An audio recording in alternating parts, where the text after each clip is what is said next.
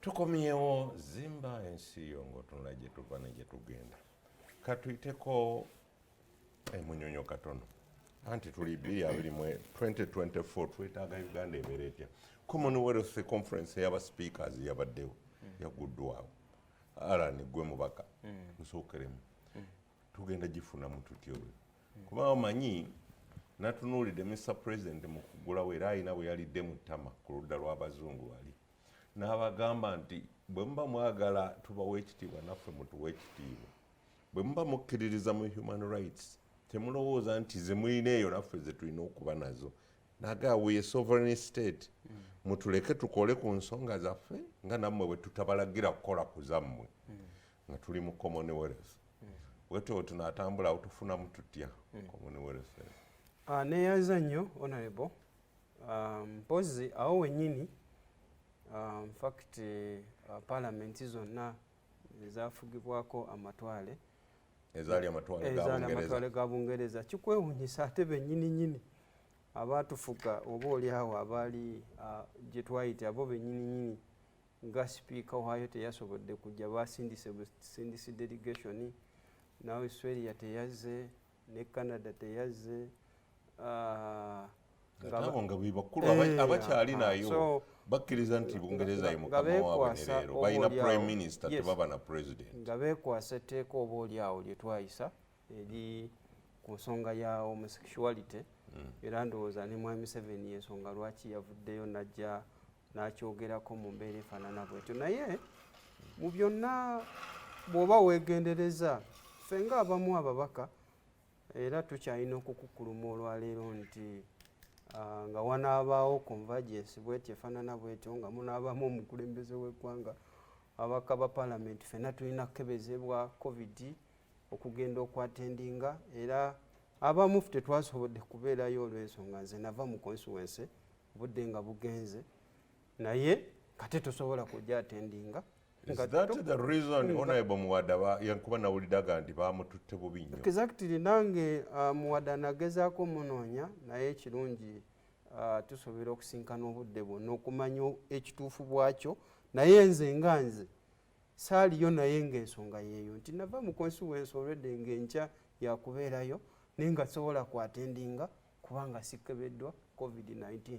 kyokka ng'ate abagenyi bonna teriyo n'omu yakoze ki yakebeddwa bonna baaliwo n'abalala kwegamba ffe nga ffe abamu tulaba nga embeera ya covid mu layini eyo njagadde nkiyiseewo kabamu tulowooza bw'otunuulira World Health Organization mawanga yonna gye tugenda ensonga ya covid wano mu Uganda tetumanyi oba waliwo bamafiya abagikozesa bo okuyisaawo ebyabwe okukola accountability jagadde okayisaawo bannayuganda nakyo bakitegeere era ffe ng'abamu ababaka ensonga eyo tukyagyetegeeza n'okulaba ki kye tuzzaako naddala wabeerawo enkuŋŋaana za mwami Museveni zanaabeeramu ti ffenna tulina okukeberebwa covid-19 kye tulowooza nga tekiri viable mu kaseera kano naye nga mukyo bw'otunula olwaleero enkuŋŋaana nga zino bw'otunulira kyogamu bw'otunulira luno waliwo n'oluddako olwannaamu ndowooza olwannaamu tandika nga 15 is it oluddako olw'amawanga gonna ekifaananyi ekinene kiba kirina kuyamba bannayuganda oba mu nsi eyo gye lubadde naye ogendo okumaliriza accountabilities eziba zikoleddwa nga enkuŋŋaana zino nga ziwedde nga bannayuganda basigadde ate baviiriddemu awo instead abandibadde babaamu kyebafuna kubanga tuba tulina ekifaananyi nti bano ba speakers abakulira zi budget mu mawanga gaabwe ag'enjawulo bwe bajja oba oliawo e Uganda kuba nalabye basipiika batwaliddwako ne kukolera erikola eddagala wano